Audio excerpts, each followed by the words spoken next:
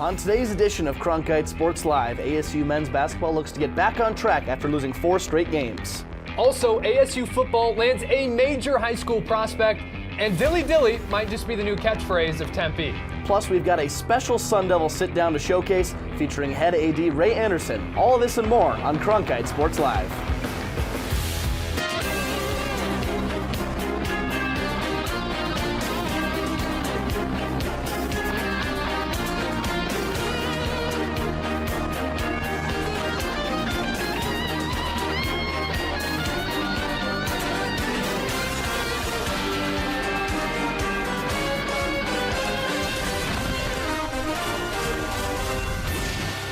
Hello and welcome back to another installment of Cronkite Sports Live. I'm Riley Swenson, that's Ethan Tuttle.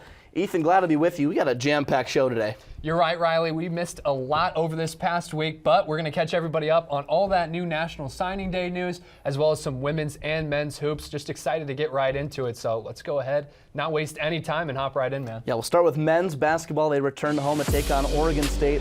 They've lost 4 in a row. They desperately need a win. And that guy right there, as we see on the screen, DJ Horn, could be the guy to help him. He's coming off a 1-game suspension back in the starting lineup. They take on Oregon State. And DJ, he's going to get going real early here. A little give and go there with Devin Cambridge. Dials up a 3-pointer. That's 3 of his 9 points on the night. But the Beavers got hot from deep in the first half. As you see right here, Glenn Taylor Jr. gives them a 16-13 lead on the kickout 3. That was one of 6 3-pointers in the first half for the Beavers. Another one here coming from Christian Wright. They closed the half on a 10-2 run and led 35-31 at the halftime break. The second half is all about the Cambridge brothers. Desmond tossing it up to Devin right there, throwing it down for the slam. But Desmond says, hey, I can score 2 there. He gets in on the action here. 16 of his 18 points coming in the second half. It's a game-high 18 points along with 3 3-pointers. There's a one you see right there from Desmond Cambridge. But the next play comes down. Dexter Acano says, meet me at the rim. Cambridge brothers puts him on a poster. As my buddy Bill Walton would say, Dexter Acano, throw it down, big fella. But the Devils would eventually just be too much. Devin Cambridge, another layup. Cambridge brothers combined for 32 of ASU's 68 points. And what do good guards do? They close out games. That's what Frankie Collins does right here. Give him the hoop and the harm.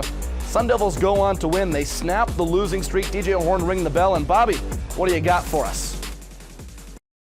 See, I don't think really, nothing against anybody in this room or anywhere else, but like unless you played at our level and experienced what it feels like to go through a tough stretch and lose a few games, no matter what you say and do in practice or what the players do in practice, there is inherently a loss of confidence.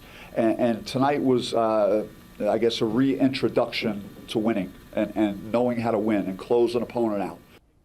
A much-needed win for ASU, but that 4-game skid that the Sun Devils suffered in the back half of January will really weigh them down in a highly competitive conference. For more on how the rest of the Pac-12 is shaping out, here's Kevin Malater. Yeah, Riley, following last night's 68-57 Arizona State win over Oregon State, the Sun Devils have improved to 7-5 and have taken over 5th place in the Pac-12, with 1 crack at each of the 4 teams ahead of them in the standings. As it stands, ESPN's Joe Lunardi has 3 of those 4 teams projected to make the NCAA tournament in March. Of the 4 opponents, Utah is first on the docket for the Sun Devils. The Utes sit in 4th place right now and are on the outside looking in, but with one of the most efficient offenses in the conference, they could easily find themselves going on a late-season run and play their way into March Madness. Then comes the dreaded stretch that everyone's been talking about to conclude the regular season. 3 straight road games against now 5th-ranked Arizona, 9th-ranked UCLA, and unranked USC. 3 teams Arizona State lost to in their first go-around. Those 3 sides have been dangerous at home, combining to play a record of 35-2 in their home buildings. As entering the day, Arizona State is sitting in the next 4 out. And with how tough these final 3 games are, it's not an understatement to say how crucial it is that Arizona State win their next 5 games before the season-end road trip to the Los Angeles and Arizona schools. Back to you, Riley. Thank you for that, Kev. And the Sun Devils will look to continue their winning ways as they welcome Oregon to town on Saturday. Tip-off is set for 8 p.m. at Desert Financial Arena. Let's check out some golf highlights as this is Luke Potter, the freshman standout star coming in from the state of California. 1 state as a freshman in high school. Here he's finishing up his round on the 18th. in the Southwestern Invitational. He would go 7 under, 65 in the first round. Heck of a start for him in the second half of the season. Pick it up the next day with him here as he's chipping just off the green, rolls it right down next to the hole. Couldn't quite get that one to go, but let's go ahead and check out the Longhorns. They're able to get that one to drop. It's Sosa, the defending national champions, making it tough on the Sun Devils. And how about Wake Forest's Michael Brennan? Big time putt there as he sank the snake. Wonderfully done. He would go on to win the individual portion of the tournament, but later on, let's keep following Luke Potter and Arizona State to see how they finish. It's a nice approach shot from Luke Potter, setting up this easy 4 to 5 foot putt right there as he's able to get another one to go. He had the putter on fire pretty much all tournament. You can see he's on back-to-back birdies right there. Out of the rough, he's also able to wedge it close as you see him drop that ball right in front of the green, and then it rolls out all the way just a couple feet past the pin. That is distance control for you right there, folks. And he's not done. We've got another Potter highlight right here as he goes over the top. He can barely see it. Where's it at? It's right next to the pin. Beautifully done right there on the approach shot. Him and his assistant coach Sutton very pleased with that one as the Sun Devils would take third as a team in this one. Luke Potter would finish 4th overall. Riley, Luke Potter, a rising star for ASU golf, but another program is hoping it added some rising stars of their own in ASU football. National Signing Day concluded this week, and with it, a ton of Sun Devil recruits coming in. Big Diesel, I don't think there's a question. It's the 4-star quarterback, Jaden Rashada, who has almost everyone's attention right now. Yeah, Ethan, he was set to earn $13 million in NIL money at Florida. Talk about a paycheck. That falls through. He winds up now at ASU, and there's definitely a buzz around the program. We saw the whole team at the basketball game last night, and let me tell you, people are excited about ASU football right now. Here's what Kenny Dillingham had to say about Jaden the other day talking to media following National Signing Day. And this is a really, really good kid who wanted to be an Arizona State Sun Devil, whose dad played at Arizona State, who grew up wearing jerseys, who wrote his dad, drew a picture and gave it to his dad when he was 8 years old of him playing at Sun Devil Stadium. It was in pencil. He showed it to me. This is a kid who gets to live out his dream, and that's pretty special. Well, it's MMA night at Mullet Arena, and Sun Devil Wrestling is getting set to take on Little Rock. ASU is fresh off 2 victories against ranked opponents, and now the 10th-ranked Sun Devils are trying to claw back to the top. Let's bring in reporter Blake Neiman for some better analysis here. Blake, the Sun Devils have a pretty battered and bruised roster, if I'm not mistaken. Now, with all that being said, what should we expect to see from the Sun Devils in their return to Mullet tonight against Little Rock? Well, Ethan, you're certainly right in that aspect. Sun Devils' biggest weakness has been their health. With 4 straight losses to start 2023, it wasn't looking too good for Zeke Jones and his squad. Yet ever since they got their big finisher Colton Schultz back, ASU has returned to their winning ways. The Maroon and Gold are coming off back-to-back dual victories over Stanford and Lehigh, which gives them some great momentum going into their matchup tonight against Little Rock in their return to Mullet Arena. While the Trojans are going through a rough patch of their own after dropping their last 3 duels, they did have some promising performances against Stanford. 157-pounder Matty Bianchi and 197-pounder Stephen Little each claimed their first wins over ranked opponents against the Cardinal. These 2 weight classes have been toss-ups for the Sun Devils all season long, with Ja'Cory Teamer and Cordell Norfleet out of the lineup. Outside of that, though, ASU will have the advantage in several of the other weight classes, with many wrestlers likely looking to score bonus points. So expect to see a lot of scoring and energy from the Sun Devils as they try to rev up Mullet Arena like they did opening night. Pleasure having you on, Blake. Enjoy your weekend, buddy. College sports video games are a sacred pastime for many sports fans. Jack Bartlett caught up with wrestler Ja'Cory Teamer for an interview about his newest video game endeavors. It's the first of its kind. The Fantasy Fight League released a few weeks ago the first ever collegiate sports video game of the NIL era.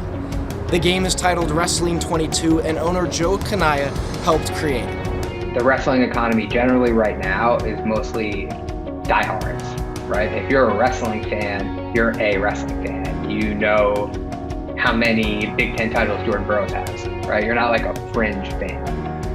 So the first kind of rendition of Fantasy Fight League was an attempt to gamify wrestling. Joe and Fantasy Fight League have done just that. They've created a video game that's already got fans excited and streamers playing it on Twitch. I don't know, man. I might be a legacy character though.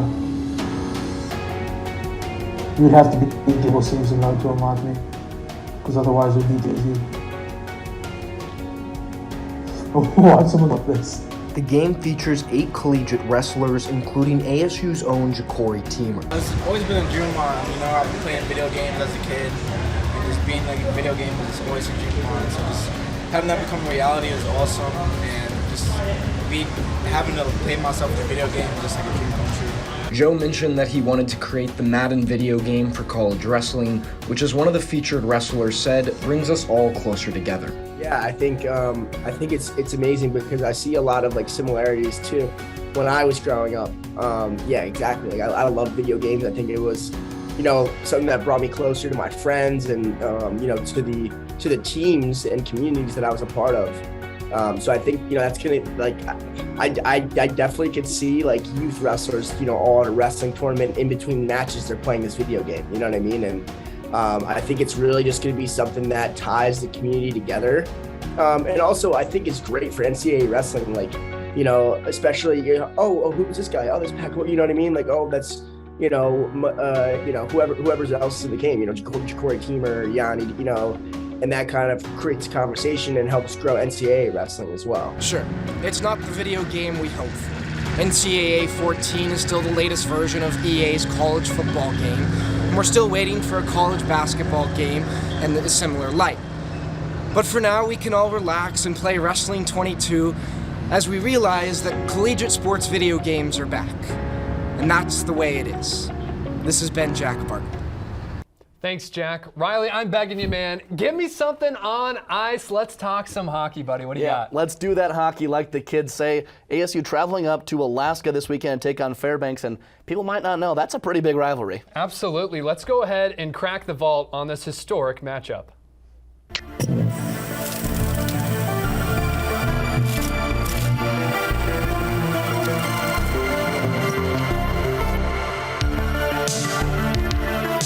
Kicking it off, ASU in the all-black uniforms, the Nanooks in the white. They're going to start off with the first goal of the game here early in the first period, Riley. Yeah, ASU looking for that first ever win as a Division I program.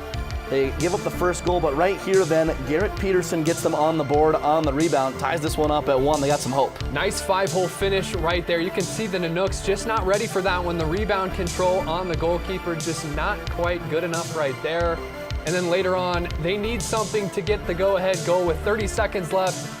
He finds his man through the neutral zone. Gorgeous finish right there. Yeah, Ryan Bellinger with the game winner there, putting them up 2-1. That would be the game-winning goal. They'd go on to win by a score of 2-1. He's going to go down in ASU hockey history for a long time. Absolutely. So Arizona State captures their first victory as a program. And now let's flash forward to last season's matchup at Oceanside. Arizona State and the Nanooks getting after it with each other here, Riley. It's a 4-3 final in the third period. Everything's all said and done, but hey, just not quite yet. Let's pump the brakes on that as we got several guys going at each other right here. Yeah, these teams just don't like each other, to say the least, as we'll see a suplex here in a second, and the fans right on top of the action. There it is. And these teams, like I said, they just don't like each other. Big rivalry here. A couple of smaller college hockey programs getting underway here.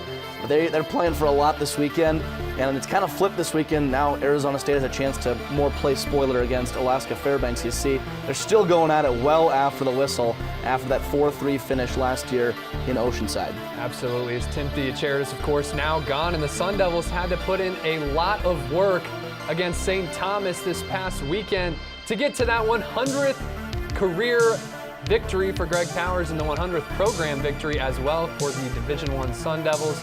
Let's go ahead and send it to Sean Brennan for more on hockey. Sean? Thanks, guys.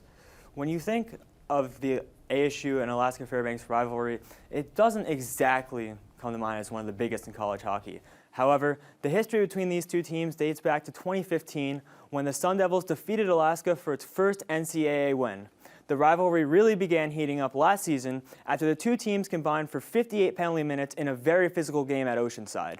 During the final month of the 2022 season, the Nanooks beat ASU 3 times, effectively shattering the Devils' postseason hopes. Captain Josh Jones says his group didn't take that lightly, and this weekend, it's ASU who can play spoiler against an Alaska team that needs every win it can get to stay on the NCAA tournament bubble. Back to you guys. Thanks, Sean. ASU men's swim and dive has been dominant so far this season, but they have bigger aspirations as the year goes on. Here's head coach Bob Bowman on what the goals are moving forward. We had a very good weekend against Cal and Stanford, almost 2 weeks ago, where we did some significant performances. And our goal at this next meet is to race at that same intensity and see what level we can swim at before we head into the Pac-12s and the NCAAs. How his team has been performing, and they will be back in action this weekend against Arizona at the Mona Plummer Aquatic Center. It might be fair to say that head coach Natasha Adair and Sun Devil women's hoops haven't had the start they were looking for. 0-10 in conference play with a ways to go still, but with some of the conference's top talent coming to town, they'll have their hands full once again against a group of stout groups of LA schools. Arizona State heads west this weekend to the City of Angels. The Sun Devils will face off against the gauntlet of USC and the 14th ranked team in the country, UCLA. First, the Sun Devils have the Trojans. USC is coming off a big win against a ranked Colorado team and sits just outside the top 25. Of their 5 losses this season, only 1 comes against a non-ranked opponent. And USC is the only team in the pack to defeat second-ranked Stanford. The Trojans are an efficient team on both ends of the floor. Defensively, SoCal has only allowed a 35-25 split, which was a key factor in their win against Stanford, who was a lights-out shooting team, but shot just 19% against the Trojans. Backing its defense, USC has a 3-pronged attack led by Kadi Sissoko. The Parisian has not disappointed in her first year in LA, scoring at will for the Trojans. Sissoko is scoring 15.5 points per game and snatching 6.5 rebounds on an efficient 54-33 split. The Sun Devils are going to have to keep Sissoko at bay, but that's not all Southern Cal has to offer. Guards Destiny Littleton and Rhea Marshall have been hot in the last few games. Littleton had 21 points to push the Trojans past Colorado, backed by double-doubles from Marshall and Sissoko. Following that Friday night matchup, the Sun Devils will head west up the I-10 to face off against number 14 UCLA. Just like their crosstown rivals SoCal, UCLA only holds 1 unranked loss this season. The Bruins are on a 2-game skid, however. They have lost their last 2 by a mere 5 points combined. First, losing to Colorado in OT, and then losing to Utah on Sunday via a buzzer beater. UCLA is eager to get back to Pauley Pavilion after a 4-game road trip and will face off against the University of Arizona prior to hosting the Sun Devils. The Bruins game is simple: shoot the ball. UCLA is very good at executing their plays and sets. Their 3-point percentage has been trending down, resting just above 30%, which puts them just 9th in the pack. However, they are 2nd in overall 3-point attempts this season. UCLA is led by senior guard Charisma Osborne. She leads the Bruins in points and rebounds with 15.9 points and 6 rebounds on a 38-30 split. The Bruins are a very well-coached team and excel in getting the ball in the hands of the right player in the right situation. Coupled with their high basketball IQ, UCLA has no problem getting their hands dirty. The Bruins lead the Pac-12 in offensive rebounds, and those second-chance looks have propelled them past teams late in games. All told, the Sun Devils have a lot on their hands this weekend as both LA schools match up well against ASU stars Ty Skinner and Jaden Simmons. Natasha Adair is going to have an ace up her sleeve in order for the Sun Devils to earn their first Pac-12 win this weekend. For Cronkite Sports, I'm Ronan Haku. Thanks, Ronan. Sun Devils are looking for that first conference win still. We'll see if they can get it in this next game on the road at USC. The Sun Devil gymnastics squad has been performing well to start the season as they currently sit ranked at number 21 in the nation. Coming off a win over rivals Arizona, they now enter a tough part of the schedule, starting with the top team in the pack, California. To give us a breakdown of the matchup, here's Grace Del Pizzo with By the Numbers. Thanks, Riley. Tomorrow, the number 21 Sun Devils go on the road to face number 7 Cal in the beginning of a 6-meet slate where every single one of ASU's opponents will be ranked. Let's take a look at tomorrow's matchup by the numbers.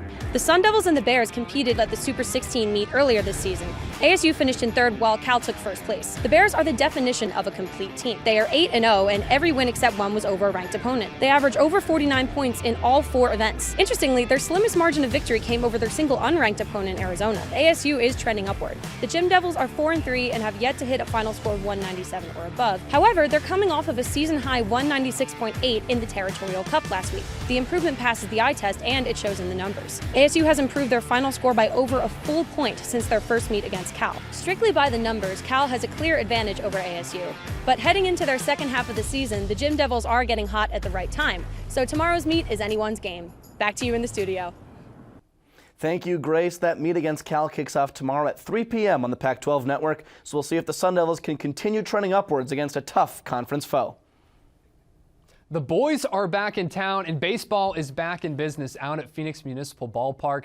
ASU brought in around 30 transfers and had to repair a pitching staff that struggled with consistency last season. To take a closer look at Sun Devil baseball, here's Cooper Hancock.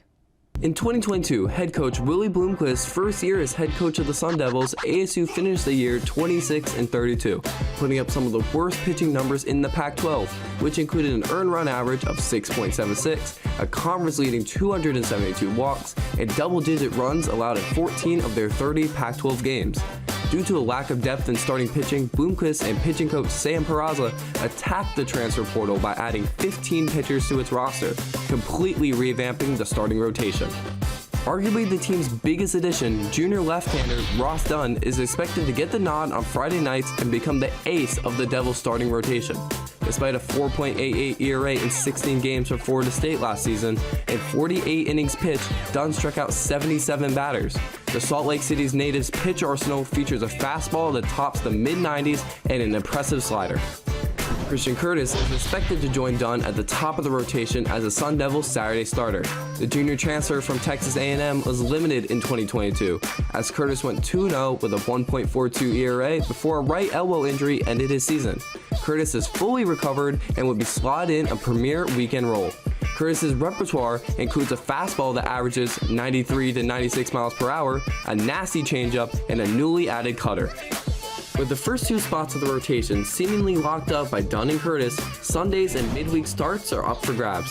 Junior right-hander Owen Stevenson and junior left-hander Timmy Manning appear to be the top candidates to fill both of these roles this season, with sophomore returner Tyler Mayer, ASU's primary midweek starter last season, missing the season due to a shoulder injury. Stevenson recorded a 4.57 ERA in 19 appearances with San Francisco last season. A once fastball-heavy pitcher boasts a strong 5-pitch mix. Coming out of high school, Manning was one of the nation's top left-handed pitching prospects, ranked 7th best by perfect game before joining Florida, where he struggled to live up to expectations. In his first 2 years as a Gator, Manning boasted a 5.50 ERA in 18 appearances. With 2 weeks until the Devils kick off the 2023 season against San Diego State, Bloomquist and his staff can feel confident that their newcomer-heavy pitching staff can carry them to great heights in his second season. For Cronkite Sports, I'm Cooper Hancock. Thanks, Cooper. We'll be on the lookout for all the baseball content both here on CSL and online at cronkitesports.com. Hey, Ethan, exciting stuff with baseball around the corner, which means we're into February. Of course, that's Black History Month. You saw him earlier, but our own Blake Neiman had the chance to sit down with Sun Devil Athletic Director Ray Anderson to highlight what this month means to him and Arizona State University. Here's a sneak peek. Hi there, everybody. Welcome to this very special edition of Sun Devil Sit Down. Today we have the absolute privilege of speaking with Arizona State University's head athletic director and vice president for University Athletics, Ray Anderson. Ray, thank you so much for taking the time to speak with me today. It is my pleasure, Blake, and it's always a joy for me and inspiring for me when a young whippersnapper, up-and-comer with a lot of aspiration and interest and passion in the work wants to sit down, so I'm happy to have you visit with us. When you're African American or when you're a person of color, you have limited opportunities. So when you have it, you got to really take advantage of it and do it the right way.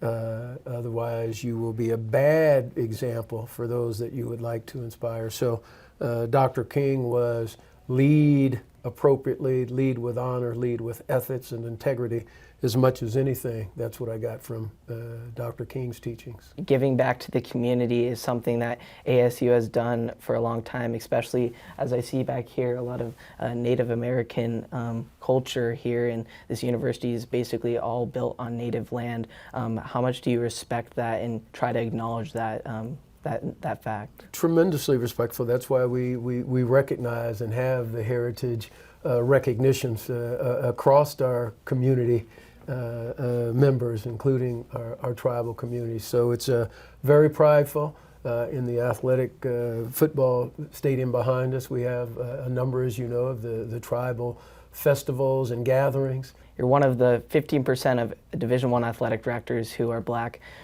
What does it mean to you to have been able to defy the odds and to be in the powerful position you are in today? It means that you know it's absolutely doable, possible, with hard work and opportunities presented, and then taking advantage of that. And so I'm one who is very optimistic about folks who are desirous of opportunities if they pursue it with the vigor and they come up in environments where folks are open-minded to giving you an opportunity. I believe that is the American way at the end of the day, and I believe in that. So I sit as hopefully as a role model and an example of it can be done, it has been done, and it will be done more regularly in the future is my hope. You can check out the rest of that on our YouTube and online at cronkitesports.com. And Ethan, I think you know what it's time for. I think it's time for some top plays, Riley. Let's go ahead and jump right into them here with number 5. As we've got some women's hoops coming right down the middle of the floor is Washington. But hello, Kayla Makwa with the swat. Number 24 in maroon and gold says, no, no, no, not today. Number 4 here, now on to gymnastics. Hannah Scharf, the last routine of the night on the floor. She needs a 9.55 for the win. Well, guess what she gets? A 9.875 coming up clutch, getting the win for the Gym Devils, throwing up the forks there. How about the athleticism right there? Let's take a look at some speed and quickness here through the neutral zone. It's the Sun Devils passing it around. Sillinger on the stick of Dylan Jackson. He nets this one against St. Thomas. This is Friday night from that 4-0 win. Arizona State able to get it done up top where Mama keeps the Thin Mints, Riley. On to number 2 now. The Jacksons, a pair of brothers on the hockey team. The Cambridges, a pair of brothers on the basketball team. Being told this is called an alley-oop, and there goes the alley, and here comes the oop. Desmond to Devin Cambridge. Sun Devils get the big win over Oregon State. Rattling the rim right there. Let's go ahead and pick it up with number 1. This is the top play from the week. Anaya Smith on the vault. She's going to hit the Yurchenko 1.5. Hits it and sticks it for a 9.95. That's a personal record and a team high on the season, Riley. What an incredible effort from the Sun Devils in the gym. Yeah, absolutely thrilling stuff there.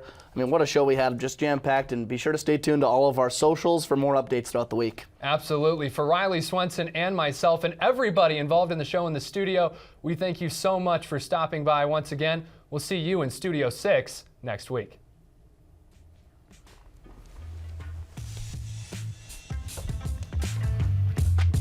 Oops.